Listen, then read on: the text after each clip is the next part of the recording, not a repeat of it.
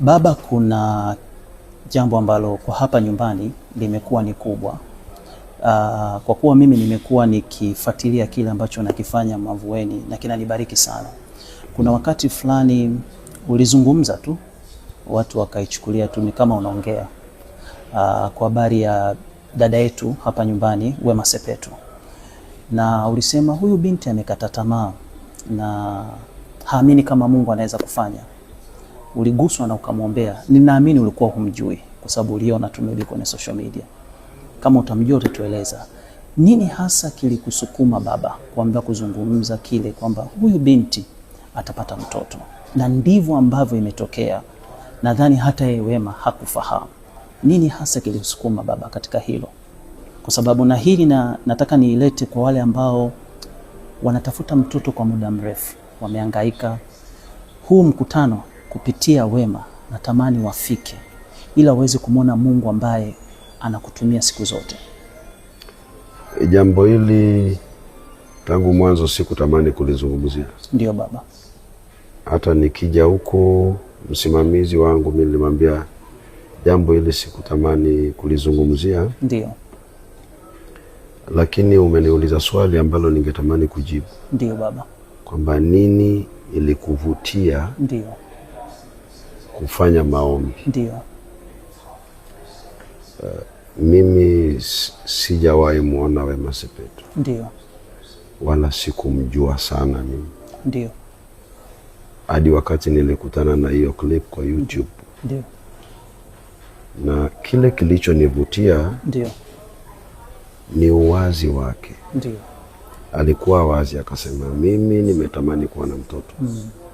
Lakini sasa nimefikisha miaka 35 na ndio nishajulishwa kwamba siwezi kuzaa. Alafu akasema nimekubaliana na mapenzi ya Mungu. Yes.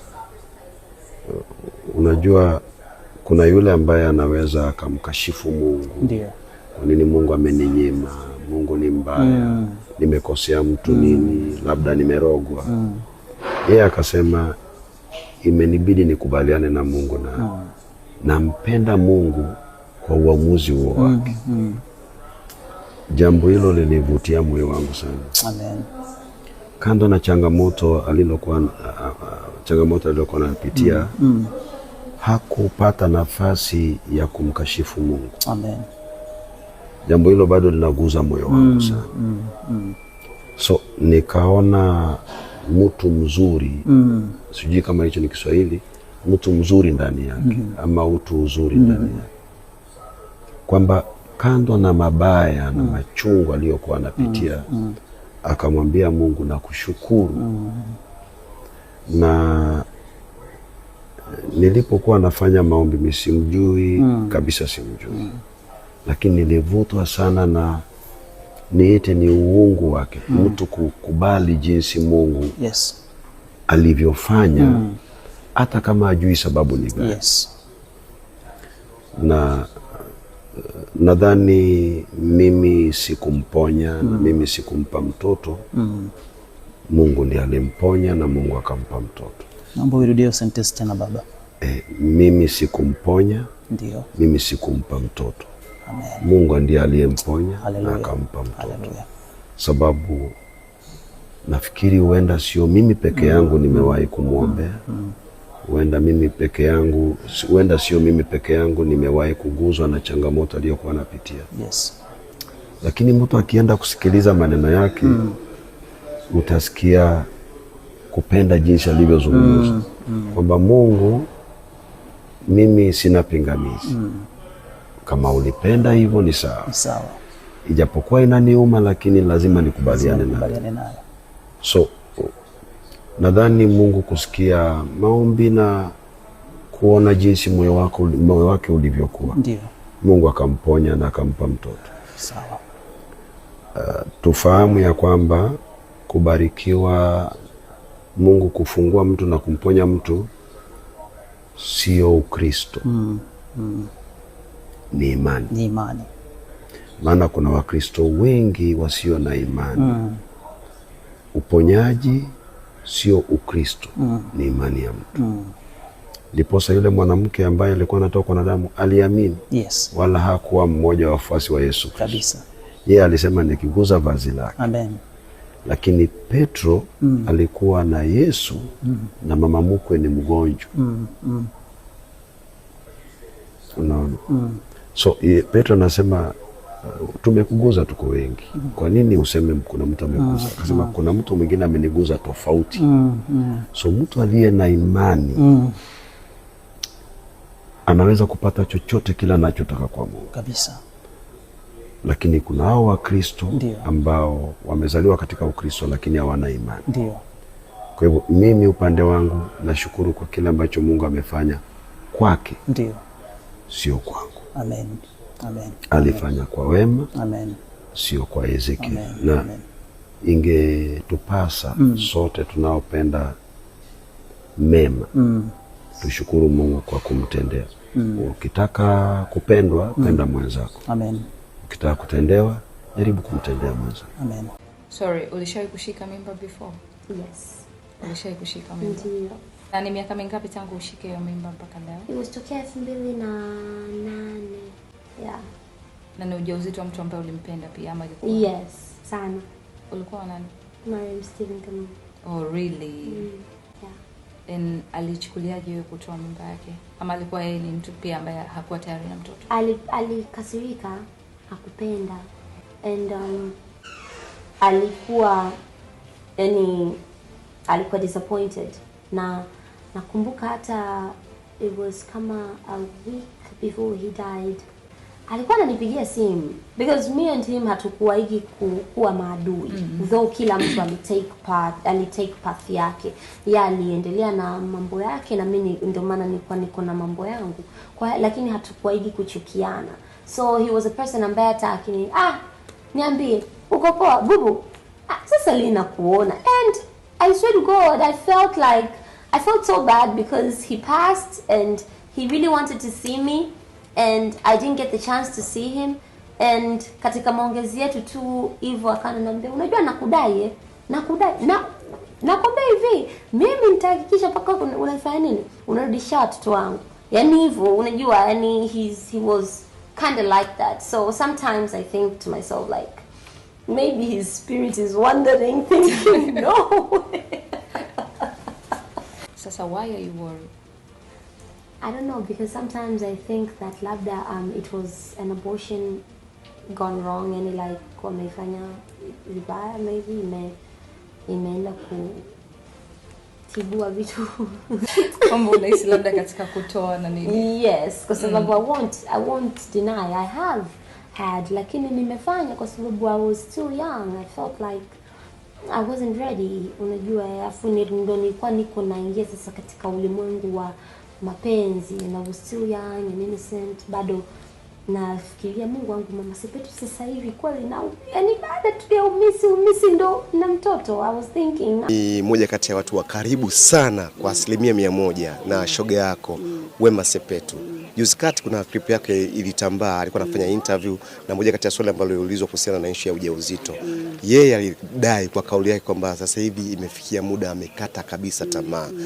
Nikasema nikikutana na wewe kwa sababu ni mtu ambaye pia tunakuona una hali hii, labda pengine ukikutana na clip kama hizo ambazo Wema anazungumza kwenye interviews na nini, huwa zinakukata kiasi gani? Labda afu pia hapo kuna namna yoyote labda ulishajaribu labda kumsaidia hata kumpeleka kwa wataalamu ama kwenye nyumba za ibada na vitu kama hivyo? Okay, siku zote mimi huwa naamini wakati wa Mungu ndio wakati sahihi. Kwa hiyo kwa Wema mimi niseme tu mimi sijawahi kugundua kwamba Wema ni hapati mtoto au ni tasa. Na sitaki kukubaliana na hilo. Wema ni mtu ambaye anazaa vizuri na ipo siku atazaa, ila wakati wa Mungu haujafika. Ukifika atazaa tu vizuri. So hata ninapoona zile clips zake hazinisikitishi. Ninachokijua tu ni kwamba wakati haujafika. Wakati ukifika Wema atapata mtoto. Asitake nao anapotaka yeye. Tusubiri Mungu yeye wakati wake ambao anasema sasa nakubariki huyu mtoto. Kwa hiyo mimi najua tu Mungu amempangia wakati wake mwafaka kabisa, ila mtoto atapata. Lakini yeye amekata tamaa tayari. Mungu hajakata tamaa, ndio maana nimekuambia kwamba nini? Yeah, of course. Nimekuwa ni kitu ambacho unajua anacho hicho kitu kuanzia tukiwa wasichana mpaka sasa hivi tunaenda huku. Lakini mimi siku zote nawaambia kwamba sio kwamba atakosa mtoto, hawezi kukosa mtoto. Mimi najua ni tutakufa Wema akiwa na mtoto, hatuwezi kufa Wema hajapata mtoto. Haiwezekani. Wallahi nakwambia. Ni wakati wa Mungu tu haujafika. Wema sio tasa. Yeah. Okay. Sawa. Wakati wa Mungu unaweza kuchukua muda, unaweza kuwa mchungu sana, lakini ukishafika wakati wa Mungu ni sahihi. Vile tu rafiki yake Wema Sepetu Auntie Ezekiel amesema. Jamani, kila mtu anahitaji kuwa na rafiki kama Auntie Ezekiel. Yaani pale wewe umekata tamaa, rafiki yako anaweza kubebea imani. Bado haja kukatia tamaa. Anajua fika kabisa kwamba Mungu atakutendea. Hata kama wewe labda umejikatia tamaa, bado yeye ana matumaini kwamba huyu Mungu atakusaidia, atakupa kile umengoja kwa muda mrefu sana. Na yeye ukisema labda wewe ni tasa, yeye haamini wewe ni tasa. Yeye kwake anaamini kwamba ni wakati wa Mungu haujafika.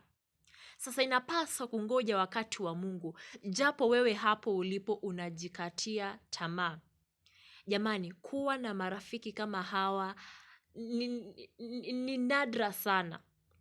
Yaani marafiki kama hawa wanaokushikilia, wanaokuombea, wanaokubebea imani ni ngumu sana. Yaani dunia ya leo imejaa marafiki wanafiki.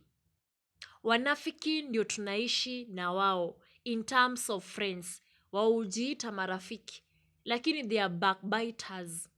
So Mungu akisha kupa marafiki kama Auntie Ezekiel, jamani mkeep. Kupata marafiki wa kweli si rahisi. Sasa Wema Sepetu, tarehe 12 mwezi wa 6 mwaka wa 2026, Wema kajifungua mtoto wa kiume. Yaani Mungu kambariki Wema Sepetu kabisa. Mungu kamshukia Wema Sepetu baada ya kumtafuta mtoto kwa miaka mingi sana. Baada ya kutukanwa, wengi wakamuita tasa wa taifa, wengi wakamuita, yani wakampa majina, tena majina yenye dharau, eti kwa sababu hapati mtoto, ama yeye pale alipo alikuwa ni tasa. Sasa watu wakampa majina mabaya mabaya, lakini kwa Mungu yote yanawezekana. Yaani hata kama watu wamekuita majina mabaya, Mungu anaweza kubadilisha historia ya kwako. Mungu yeye haangalii chochote kile. Yaani Mungu ni Mungu anatazama mtu. Anambariki mtu kulingana na wewe. Na sio kulingana na maneno au labda matusi ya watu. Mungu akiamua nitakujibu, nitakujibu. Na zaidi ya hayo, tuwe na moyo wa shukurani. Nadhani vile tu Pastor Ezekiel amesema, kilichovutia Mungu hadi akampatia mtoto Wema Sepetu ni ule moyo wa shukurani. Ndio umetukanwa, umedharauliwa, umeitwa tasa wa taifa, lakini licha ya kwamba unayapitia hayo kwa wakati wako mgumu sana, bado unasema mapenzi yako Mungu yatimie. Like tujifunze kusema asante. Ndio tunaweza kupitia wakati mgumu, lakini yote 9-10. Mungu ni zaidi ya vyote. Mungu ni zaidi ya chochote kile. Yaani akiamua kukubariki, hakuna jambo, hakuna mtu atakayemzuia. Tena Mungu akishuka na shuka kweli. Jinsi tu alivyomshukia Wema Sepetu na muujiza wake ukatikisa dunia, ukaweza kuongelewa dunia nzima. Sasa tumpe Mungu hongera kwa hilo. Na tumpongeze pia dada yetu Wema Sepetu